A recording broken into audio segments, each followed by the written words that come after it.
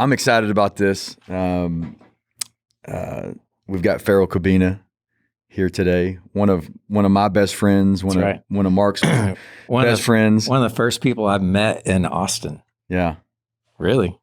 You remember how you guys posted a Craigslist ad, and I answered it, and I met with you, and then just kind of hit it off from there. But I always say Farrell was one of the first people I met when I moved to Austin. Yeah, well, I think was that the first day or so.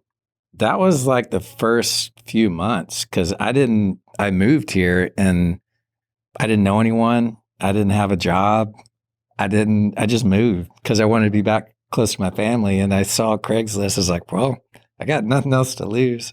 Yeah. Well, most surfers don't want a job. Yeah, that's true. Yeah, that's true. When you come from Hawaii, you've been surfing and being a beach bum. That's very true. How many years of your life? You made me grow up.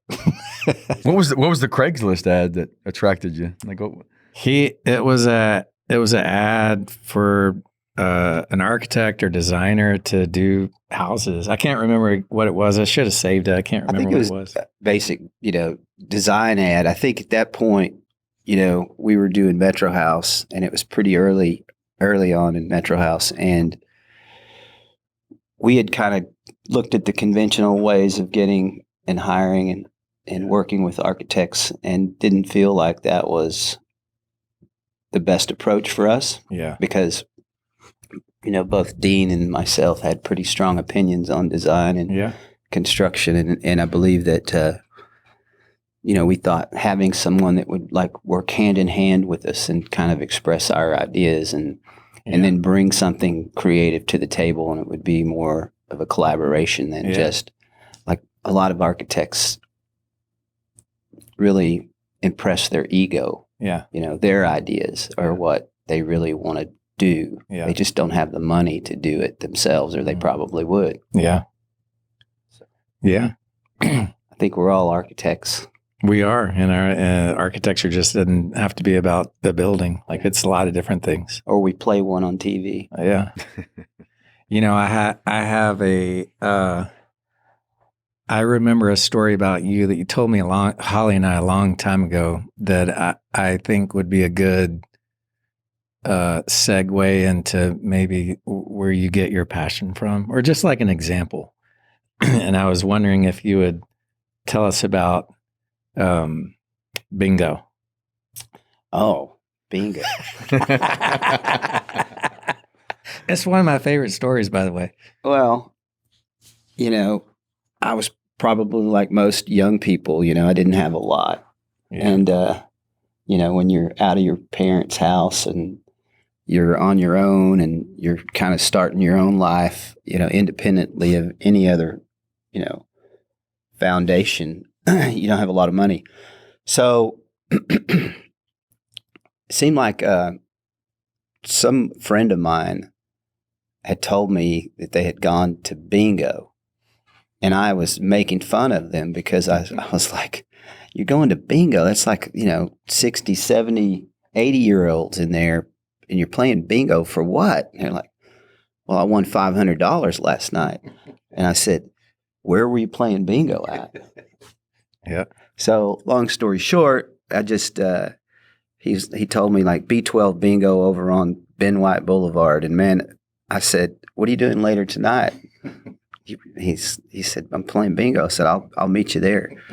So I went and played bingo. And that first night I won 2 bingos. I won a $500 bingo and a $400 bingo. My very first night, man. And I was hooked.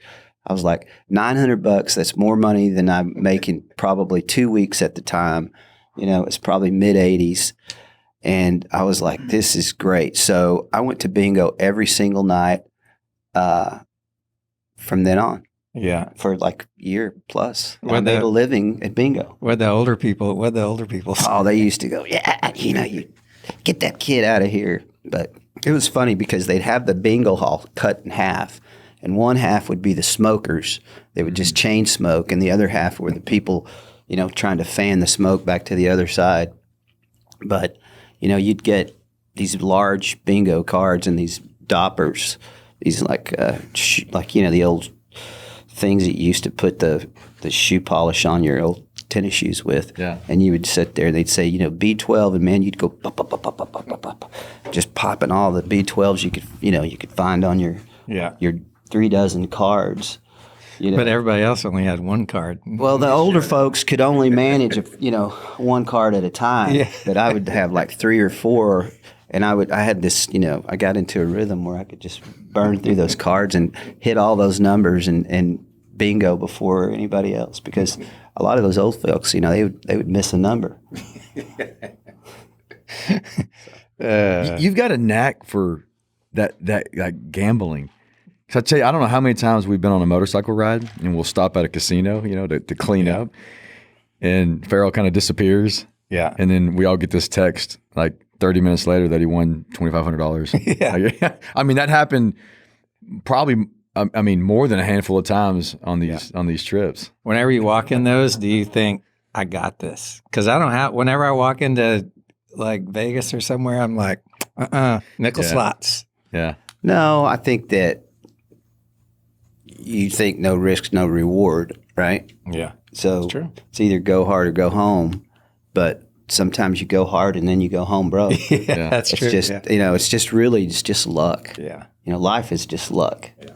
Life is truly just luck. Yeah. And it's with everything. I mean, there's hard work and perseverance, but I've never seen hard work and perseverance make it without some luck. It's true. I mean, we're all lucky we're here right now. Yeah, that's right. We're sitting in this studio doing this podcast. It's pretty lucky that the 3 of us are still standing here sitting here today together as a group. Yeah. So how have you thought about risk as your career has gone, progressed at each level? Because I'd love to hear kind of the trajectory from, West Texas. You leave West Texas, you head out here, kind of what you did each time. But knowing what I know, there was a level of risk at every step. Like, so what did that look like, and how did you think about that back then? Well, it's how deep do you want to go? Like,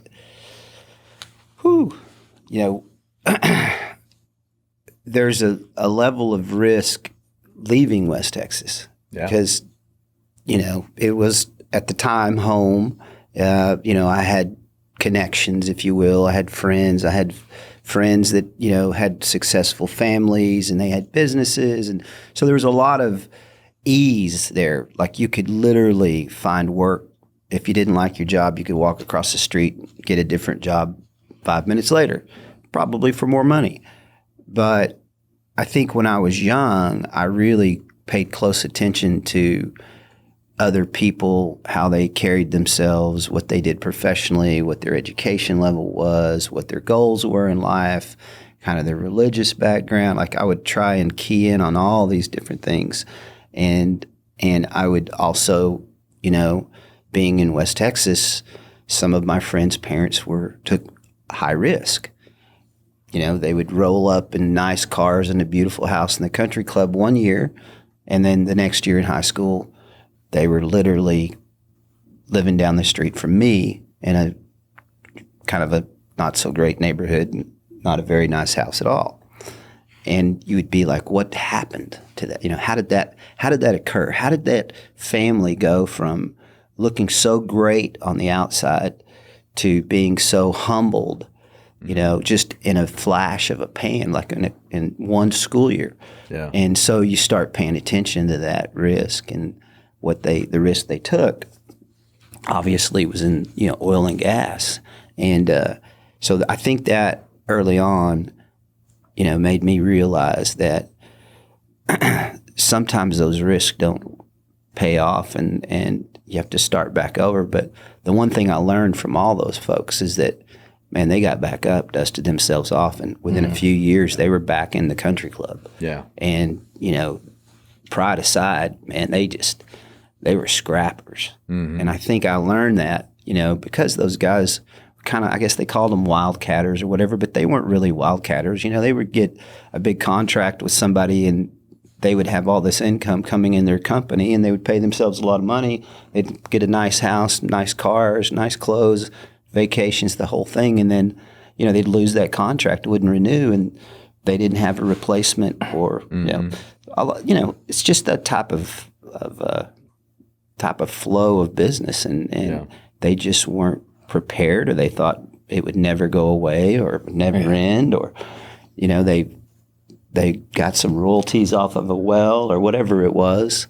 And it was pretty interesting watching that. So early on, that's kind of what how I measured, risk. Did that embolden you a little bit, you think? Like seeing that, like you can take a risk and lose short term, but then, like you said, just hustle and scrap, and it's possible to get back. I think most people don't want to take risks because they're like, well, it's all going to be over if this whatever venture I'm thinking about doing doesn't work out, then it's all over. But I think the thing that drove me to take risk was fear. I think there's two things in life that we all deal with, and one of those is mortality, right? Because at some point in life, you realize you're going to die, right? When you're young, you really don't think about it much. But as you age and you mature, and your body is a machine, as it starts to break down, you start to realize, hey, there's going to come a day, and I'm not going to make it. It's over. And so, how do I use the time wisely? And then, secondly, folks are really concerned about, it's death. And it completely slipped my mind. It's like success and how people are going to view them. So, in other words, I just, I don't know. I completely lost my train of thought. No, I get it. Well, we were talking about fear. Yeah. We were talking about, risk. And so, to me, early on, I said, if I don't take risk, I'm going to be here, stuck. Just like I think Mark took a big risk when he left Hawaii. He left a really cushy life and came here to Austin to be closer to your family. Yeah. But that was a big risk. And then you took a risk in business, starting your own business. Still am. Really young person. You've been an entrepreneur all your life, and that's risk. So to me, I think the whole West Texas background was a good education in risk taking. Yeah. And then being in fear of not getting what I wanted out of life before the inevitable happens, right? Yeah. And I think that's what people are driven by. I think they're driven by, they want to accomplish something that they want to, do or experience before the end. And then, they want to get it done. Yeah. And so I just have always been one to say, what do you have to lose? Did you figure out early what you wanted to accomplish? Or was it always this kind of nebulous gray thing in terms of achievement and family and, happiness? Well, I think everyone is in search of like happiness, right? And fulfillment. But early on, I think I was too dumb and my eyes, I had blinders on, I just, my world didn't open up until I was in my mid to late 20s, and that probably, the rest of the early years of just bumping around, running into walls and meeting different people and building relationships and having fun. And it was all about me, Then as you mature, you start to say, okay, I need to grow up, need to be responsible, need to have, a career. I need to have some money in the bank. I'd like to eventually have a family. So it's, you prepare yourself through those different stages of life. And I think your needs and wants change. Yeah. Sometimes I think about, cause I'm almost 50. Almost there, a couple months away.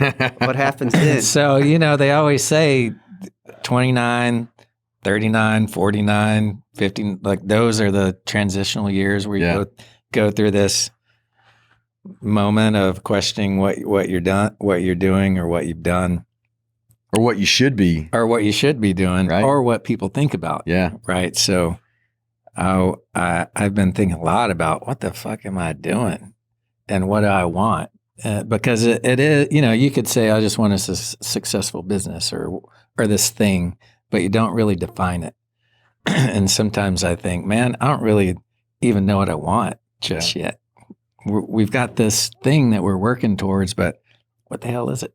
Yeah. So I was curious, like, did you have it pointed, more refined than what I think or anybody else? Well, I think when you're younger, like I was saying, you don't really have, like, you have dreams or aspirations or thoughts in the back of your mind. But, for me, survival was key, right? Like, Yeah. I just needed to survive, number one. And I wanted to do something that I enjoyed or that I felt comfortable doing. I think that's a key thing. But I never thought, I want to, be the president, or I never thought, I want to be the fireman, or I don't know. I just really think that, life kind of just took me, and I was curious enough, open enough that, it sort of guided me to where I needed to be when I needed to be there. That's like I said, I think it's a lot of luck. But I think once I came to Austin and I discovered like construction, I think that that was probably life altering in terms of I was really comfortable with it. I really understood it, and I would be on a construction project and I would watch what everyone did, what they drove, what they looked like, how they dressed, how dirty they got. Yeah. What kind of equipment they were using, what kind of fun shit they got to do versus, digging the ditch, which is probably not the most fun part. And I realized pretty quickly, hey, I want to do what that guy's doing over there. Yeah. So I would try and pay close attention and train and do, whatever that part of construction was, until ultimately it became an interest in design and construction, and how are things put together from an engineering perspective, and how can they, and you do that through trial and error in small ways on small projects, and as you guys know, you kind of build your confidence and you build your experience up until you're doing larger projects, and then after that, you feel confident that you can do just about anything, and then you really open up your mind and your abilities. Because then you're like not afraid to take any risk. You're not afraid to try something new, to experience something different, and that's where it becomes fun, right? So, when as a kid were you interested in design, like going through school? Yeah.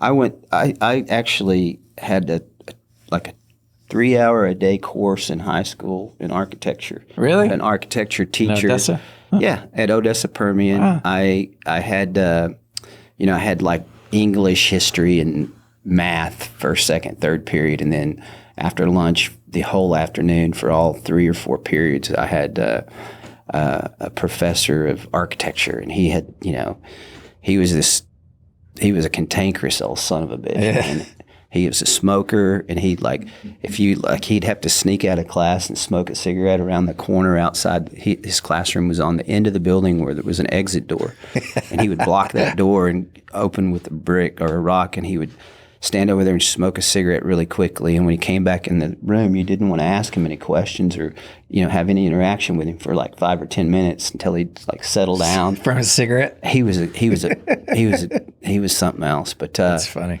It was cool. I learned a lot. Got to do it. We had a lot of freedom in that class, but we learned all the basics of hand drawing and drafting and mechanical drawing. And we focused a lot on mechanical drawing, like gears and motors and things, because we were in the oil and gas industry, it was all around us. So there were a lot of like machine shop drawings type things. So we did a lot of that. But I was always more interested in the buildings and architecture, and there was sort of an oil and gas boom going on. So there's a lot of construction around town, and it was just interesting to drive by every day and see those things. And it ultimately walked across the street from my school and walked on to a job and said, I need a job. And they said, come here.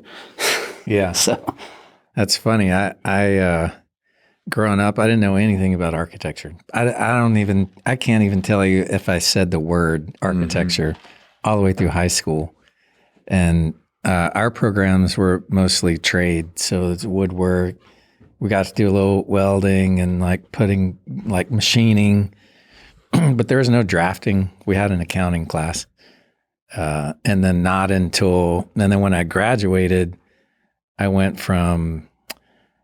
thought I wanted to be a marine biologist. And then I went down to A&M Galveston, toured. I was all ready, and I toured that boat. It's like, I don't want to go on this boat. It was too small. And then I went through physical therapy, and I don't know, I was just floundering. And then I had a girlfriend at the time that was much smarter than I was. And she said, man, you should try this. You should try architecture. And I signed up for a class, and they told me, you'll never make it. My models were horrible. My drawings were terrible. Did you make it? I don't know yet. He's almost there. Yeah, I know. But, sometimes I think I'm stubborn. I didn't want to fail. I don't want to prove that guy wrong. Yeah. And so I kept with it, and it, turned into something, but I don't know still, it's the problem solving of it that is interesting. I don't know if I was meant to be an architect or not. And that's when you were young, you went to A&M. Is that what you said? Yeah. Well, I went through a series of schools. I went to Texas State at the time, which is Southwest Texas now. State. And then I went to UTA, took my first architecture course at UTA, which I should have never left. It was a great school. And then all my buddies were at A&M drinking beer and having fun. And I was living at home. I was commuting because Arlington's close to Waxahachie. And I didn't like that. I wanted to have fun. And so I then transferred into Blinn and then A&M to go to their architecture school. And years later, you became a professor there. And then yeah, that's right. Yeah. And then I did a master's, and not until after A&M, I moved to Dallas, got my first job, got that through sitting at a bar drinking scotch with a guy that I didn't know was an architect. And then he's like, hey, you want a job? And then after a year in Dallas, I moved to Hawaii. And then I thought, I got to grow up and go get a master's. So it didn't click until years later. And it's still, almost getting there. But you almost got it together. I don't think so. But, I'm working on it. I'm almost 50. I gotta make a transition. But I think it's interesting, right, that you had this inclination early, and this level of meticulousness and pathway in terms of there's this goal, there's this thing that I'm reaching for, and here's all these folks that I'm watching, and I don't know, there's kind of a method to the madness, which I'm real interested in, because you've got these milestones through your life, whether you call them successful or not, but it makes up who Farrell is, right? And you can track that no matter what. Even your, maybe some of your football stories and how you got to do what you wanted to do because you had this passion. Yeah, I think, we all have passion. Or curiosity. You're one of the most curious people that I know. I think when you grow up in West Texas, everybody has to play football. Yeah. Right? Yeah. And so everybody Friday plays. Night Lights. Everybody plays football. And I think, we all my good friends, we all played together until about the 10th grade, 11th grade. And then some folks, that were really talented at it, got a lot more out of it than some of the other folks like myself and other friends. But, we went on and got jobs and we wanted money, we wanted cars, we wanted a vehicle, we wanted to go on dates, we wanted clothes. So, we traded that for our, for our B team football experience in our junior, senior years. But a lot of my friends continued and played and did really well. They won a state championship my senior year. So that was quite an impressive feat. But in terms of like commonalities between successes, I learned a lot through those experiences growing up, being on a football team, understanding what it took, what kind of dedication it took. And you realize if I just apply that in everything I do, it's sort of like, you see a lot of military folks and they go through, some training, some process, some evolution of change in their makeup and their mental and their physical strengths become bigger, broader, stronger. They take that out into the civilian world and they become quite successful people. And so it's sort of the same process, it's much like your education, your educational process. You probably worked with some pretty talented, folks, teachers, professors along your way that gave you something that at the time you didn't realize it was so valuable. But later on, when you really dig deep and look back at it, it's a very valuable experience. But I can't say, hey, there's this one thing. I know there's determination is involved in everything I've done that has been successful, and even the things that weren't successful. I was determined to make them successful. Yeah. Sometimes, I just would grind on things longer than they needed to be ground on until I was, beat up and bloody, and then I'd finally give up and go to the next thing. Well, I was gonna that brings up, Mark mentions, being meticulous about things, and I would say, knowing you for as long as I have, that you do have this meticulousness and intention about everything in your environment, right? And what's interesting is how that's translated into a lot of the things that you've created. So one thing I wanted to, two-part question is, where did that come from? And then how do you view, the impact of that on people? And another way to ask it is, what is the ROI on design when you think about that meticulousness and intention that you put into something? Like what's the return on that? Where did that come from? And what do you think that gets you from?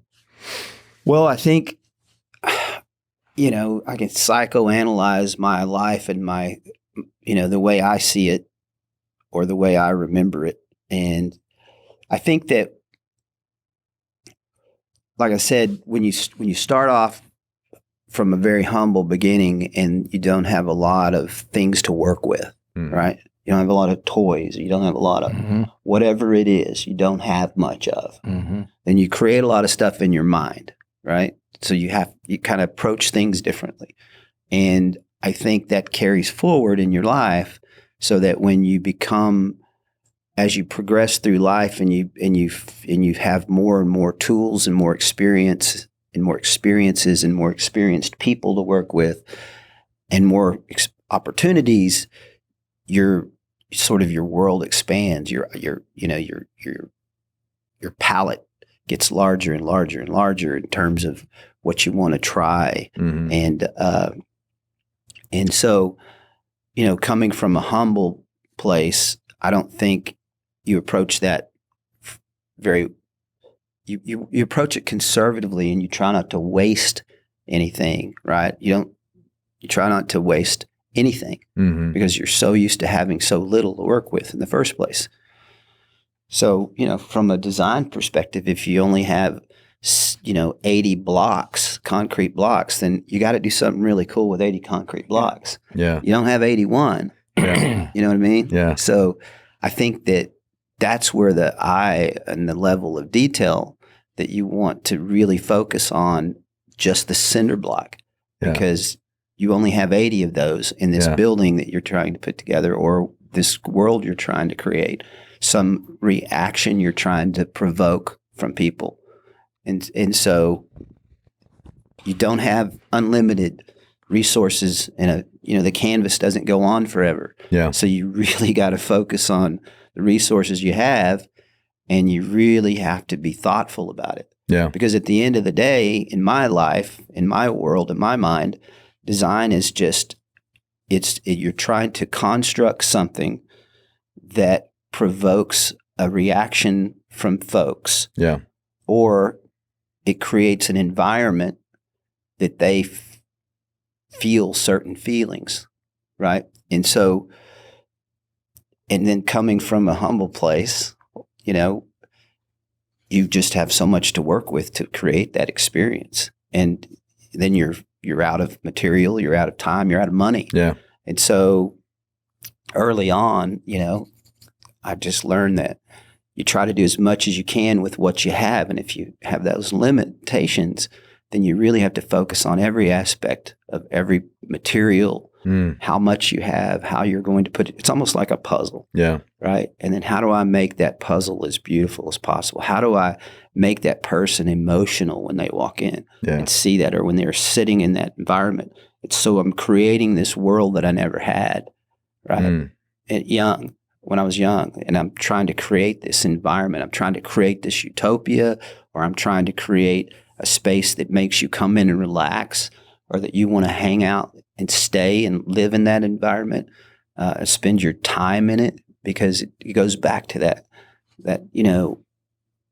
it goes back to that creative thing in every one of us, that, you want to create a space or a condition where people are like discovering something that they didn't know existed before. Yeah.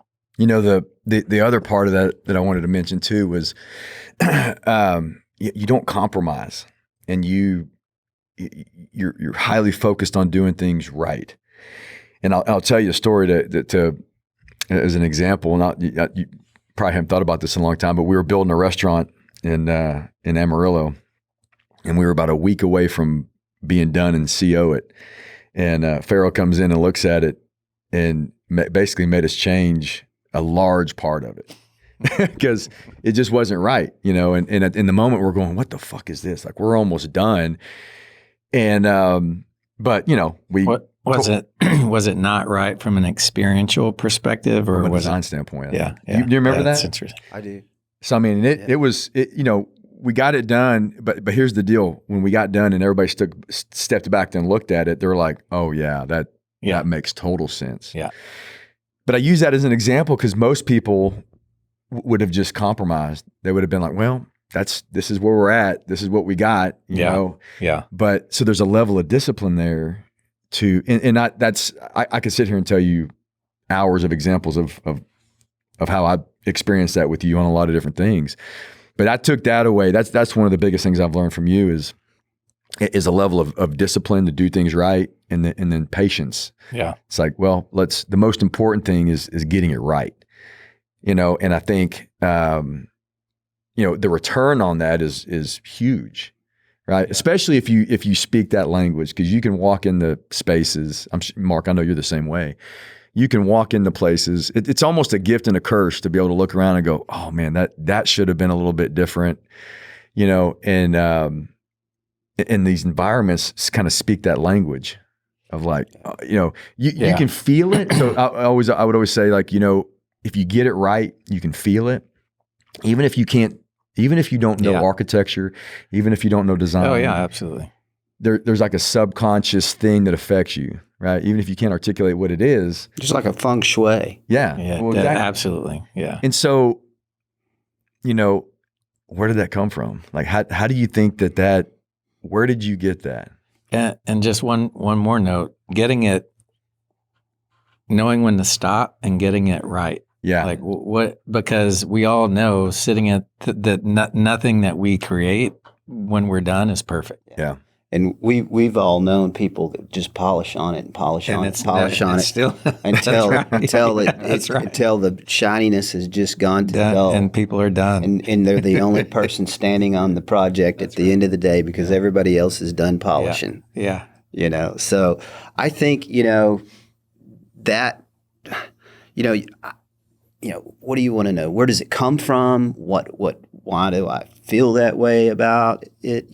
Because I think if I think just the short answer of why those things are important to me, because you're creating a world you're living in, right? You're creating your own environment. You're creating who you become. You're creating your signature in the world. You're creating your volume of activity that you accomplished while you're here. You're setting examples for people. You're building, in that particular instance, Amarillo was a long way from Austin, and we were working based out of Austin, and it wasn't an easy a project to get to and supervise or to have much time spent there on the ground. It's like you may as well be going to L.A. It was the same travel time and distance. It was a tough commute to get there. And so I think what happened is, oftentimes, you look at things from a design perspective on one-dimensional paper, and it all looks good and flows well, and you think, okay, this is great. But then when you walk into the space and you experience it, you're like, oh man, this is off. Mm-hmm. This is way off. Like this doesn't look at all like I envisioned it. Because like I was saying earlier, we all construct these images in our brain, right? In our mind's eye, we think we know what this paper, what this stuff, that someone like Mark created on paper out of his brain. He just came up with these ideas and he put them on paper. We all think we know, what that's going to look like when that thing, that object, that space is created in real life, 3D, and that we're going to, have this certain feeling or reaction when we walk into this living thing now, this space, this structure. And I think that sometimes you walk in and it's not exactly like you imagined on paper. Mm-hmm. And so if it's off, you got to fix it. You can't, you're actually building, I think about, what if we were, part of the early Mayan Indians and we were building a temple and we got to the top and it was just like a foot off. Yeah. Would we leave it? Sure. Could we leave that? I couldn't leave that. Yeah. Did you? No. So because that's somebody else for years and years. Somebody lives in that neighborhood. That's someone else's space. Yeah. That we created. It's like their neighborhood spot to go to, and it's going to be there for 70 years or whatever. And so it's kind of like, I've done construction projects when I was young and just totally messed up things and had to go back and fix them. I couldn't leave them that way, even though it cost me money and time. Yeah. I just couldn't do it because it's someone's home. Well, I think that's what's really unique about today is that that's what you're talking about is rare. Yeah. It's pretty rare. Especially in certain segments like restaurants and retail and all that. Typically the end goal is to get done as fast as possible, get it done as cheaply as possible. It's and then what gets compromised is the quality, right? And I think again, when you look at so I was always curious about, and I feel like there's a connection. It's hard to draw a line between the two dots, but the success and all the things that you've created, buildings, all that kind of stuff. There is this element of design, intentionality, and just not compromising. So it's like, I know there's a lot of things that added up to the success of those businesses and ventures and all that, but like, it's like, that intentionality and that not compromising on doing the right thing and the quality added a lot to the success, and it's important. It's like, I don't know, for me, it's like, how can I do more of that in everything that I'm doing? Is like, Okay, don't because there's an urge to like compromise on things to get done Sure. quicker, to do things a little cheaper. Well, I think as you're going through the process of that stuff, it's really about, endurance. Yeah. Because, we all start off on things and we're so excited about them, right? Whether it's building a business or whether it's designing a new building or whether it's, planting a new yard in your, grass in your front yard, no matter what it is, you're all, you're thinking about it, you're premeditating it, you're planning it, and then you're designing it, and then you're putting it into action, and you're gung ho, and we're all prepared, and we got up early that morning, had our coffee, and we're ready to go, and we get all started on it, and then about 2/3 of the way there, it starts to become another project, another task, another business, another whatever. And I think that, that's where the differentiators begin, Absolutely. right? Because that's where most folks start to wane. Yeah. You start getting fatigued at the end. Yeah. And you start getting, mental or physical, stress, and it's not as much fun. And then it's finish. Okay, now we got to finish. But you got to finish strong. You can't just half-ass it and limp your way through it, because that's really you don't get to go back and redo it, right? Mm-hmm. So you don't get to go back and rebuild the building. You don't start over. Yeah. You start over on the next project, and you learn from this one, and you make the next one even better. Mm-hmm. So I think if you truly live by those rules, if you truly say, hey, I'm going to take all my experiences in life every day, and I'm going to build upon those, and I'm going to become a better human being, better at what I do, and I'm going to use all of those things that I learned years ago and yesterday and an hour ago, and I'm going to put that into what I do next hour. Then to be true to that, man, you got to be pretty much on your game, right? Yeah. You have to have a mental attitude and a level of physical and emotional toughness that you're going to be able to accomplish that. Yeah. Because if you don't, then you're not being true to yourself, right? Because if you don't, you're just going through the motion. And I just believe that. And so, no, it's all good. And so I think that's where it comes from. Like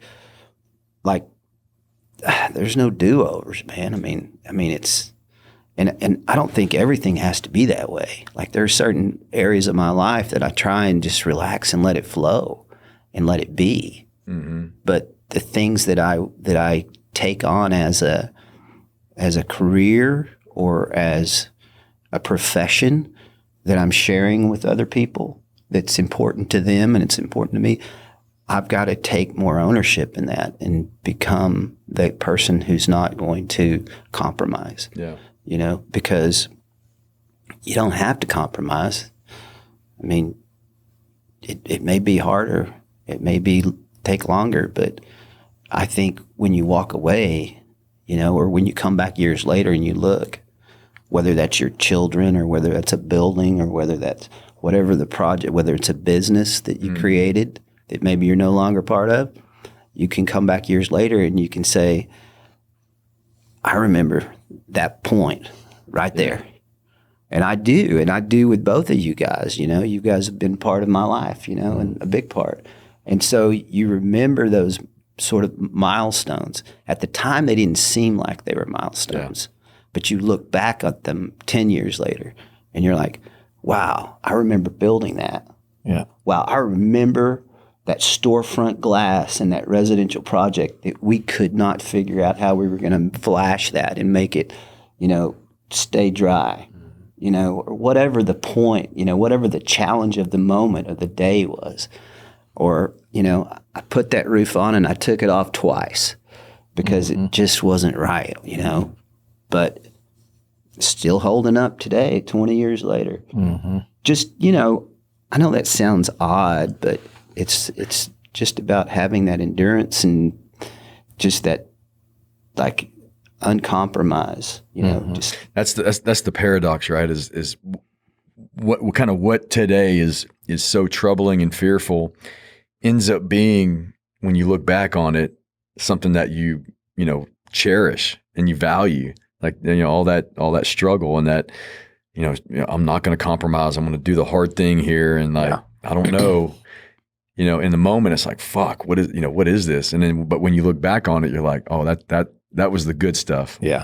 Yeah. I think I'll tell you a quick one is like, I remember when I was younger and, and I wasn't having any success in anything really that was meaningful. And this guy came to me and he said, hey, he goes, I can see you're struggling a little bit. And I'm like, yeah, man, I just don't get it. I don't know what I'm doing wrong. And he's like, he goes, let me ask you a question. He said, do your clothes suck? And I said, well, yeah. And he says, does your car suck? Well, yeah. He says, does your house suck? Well, pretty much. Does your furniture suck? Yeah. Does the girl you like in your life, does she suck? Yeah, pretty much. He goes, well, you must suck. And I was like, what is he talking about? And then I was like, okay, what he's trying to tell me is I suck. Doesn't have anything to do with any of that other stuff. So it's an inside job, right? Yeah. And so, I just realized probably in my mid-20s that I sucked and that, I could choose to continue to suck the rest of my life or I could do something different. Yeah. And I think at that time I sort of had that revelation and decided that, I didn't want to go through life sucking and that everything needed to matter or nothing needed to matter. Mm. And so I either needed to, care about everything I did and everybody that, I came into contact with, or I needed to care about no one and nothing. And, I think I just realized that people that go through life and have meaningful experiences are people who have things that they're passionate about and that they care about and they don't suck. Yeah. They put everything they got in it. And so I think that's kind of when I realized that I needed to put everything I had into everything I wanted and everything I touched. And it's odd because it's sort of just the other day, my wife and I were talking about, our kids and, you're always concerned about their success and what, how does their world look when you're no longer in constant control of it, right? Mm-hmm. And then what does that mean for our relationship with my wife and I?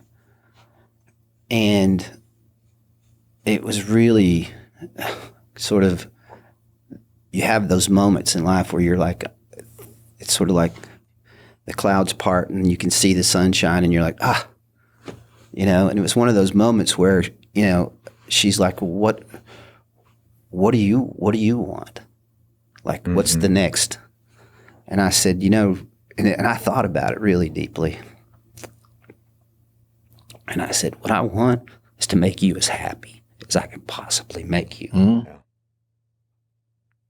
Yeah. Like, that's it.